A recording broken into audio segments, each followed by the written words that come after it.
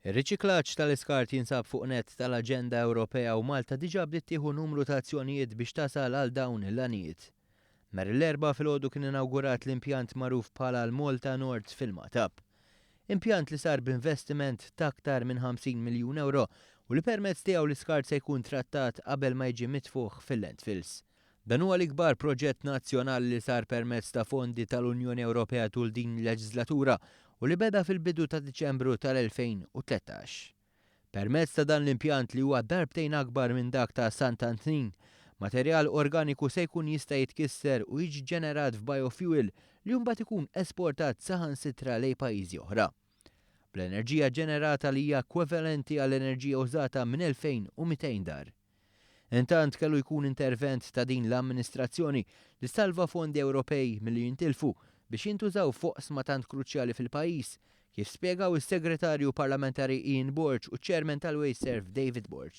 Kollox kellu under normal circumstances ikun kollox lest fl-2018, dan ma kienx possibbli għax kieku ġara hekk, kieku il-pajjiż tilef il-fuq minn 40 miljun euro fondi tal-Unjoni Ewropea, xammarna l-kmiem u llum 2016, frar tal-2016, qed invaraw l-aħħar minn katina ta' proġetti u bekk ma ntilifx solt fondi mill-Unjoni Ewropea. Il-Prim Ministru Joseph Muscat qal li dan il-Gvern qed jieħu bis-serje tal-ambjent b'diversi miżuri fuq it-trattament tal-ilma, tal-iskart u r-riċiklaġġ flimkien marja aktar nadifa permezz tal-power station ġdida li taħdem bil-gass. Fisser dan il-proġett bħala wieħed li se jkun qed inaqqas id-dipendenza minn fuq il-miżbliet u li se jħoloq riżors ġdid minn skart.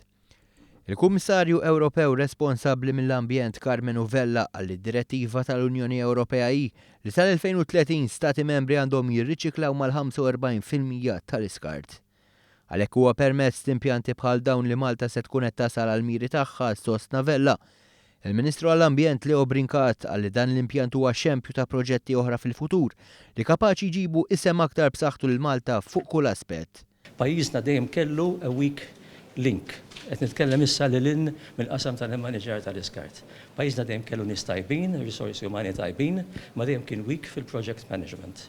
Il-proġett tal-lum għalija huwa verament suċċess anki f'dak li huwa project management. Project management taqli u naħseb hekk pajjiżna jibqa' jinbotta l qudiem l-istess livell ta' expertise fil-project management anke ta' inizjattivi oħrajn li lin minn qasam tal-iskart. Naħseb pajjiżna jkun jista' jasal għal deliverables kbar f'diversi oqsma ekonomiċi u kummerċjali. Dan kien it-tielet proġett tal-Wasteserv inawgurat fi ftit xhur li qed itejjeb li proċessar ta' skart f'pajjiżna.